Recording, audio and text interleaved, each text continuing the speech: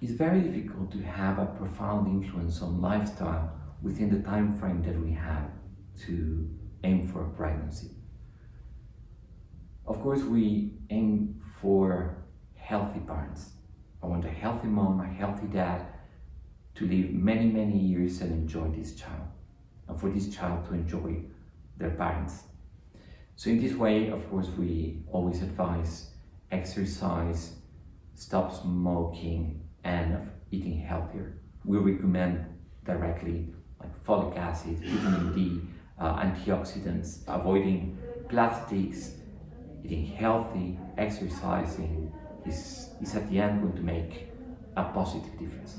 It would be fantastic if our patients would take the time to approach us, then prepare for a few months and then begin with their treatment.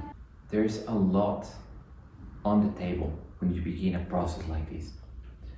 I think that evolution has been absolutely unfair to women.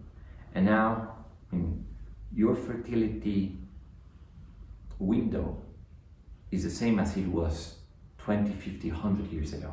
But nowadays, you have different opportunities. Women tend to be more ambitious about their professional lives, about their academic lives, and even, I believe, to give yourselves the chance to choose when you want to start a family and who you want to do it with. Now, in the Mexican society, it's still expected pretty much for you to get married before you turn 30 and probably to have children before you're 30. So even if you are a very successful woman, you're 32, and you decide to undergo an egg freezing process, of course, you know that you are empowering yourself and you are giving yourself the chance to take free choices in the future.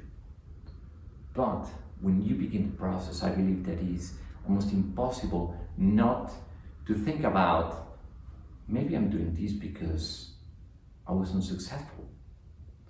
I was unsuccessful in the terms of society and the way that my family looks at me and thinks about me. So even if you know that you're doing this willingly and you see this as a successful process, again, I think that it's almost impossible not to have these negative thoughts about the conception or preconception of society about why you are at this point in life. So that makes it very emotional. At the end, I think that is like a feeling of relief. It's like, I'm happy I went through this, now I have choices. Now when it comes to fertility treatments, I think that most people think that, I did everything right in my life. What's next is to have children, and you expect them to be and to come naturally.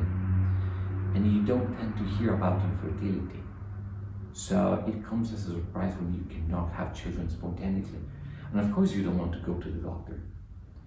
And it's gynecology, and of course having ultrasounds being done every now and then is not comfortable. And you have to pay to have children when everyone around you is having children. And you're sitting in a place like this with a doctor that has fantastic training. You're convinced that you are the best possible hands.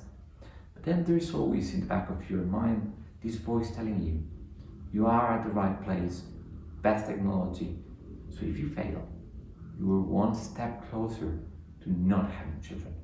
And even if you don't consciously think about it, then you know that if this fails, then this could potentially stop you from having children, because probably your partner, if you're with a partner, might not support you through 1 year of treatments.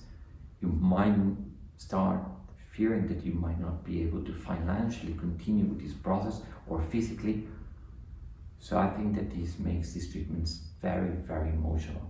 So having someone that is a psychologist that knows about these treatments, what you might be going through, and explaining you how you could be feeling during the process. It's not only me, with the doctors telling you that you're going to experience A, B, and C, and this is a treatment that is going to take for 2 weeks.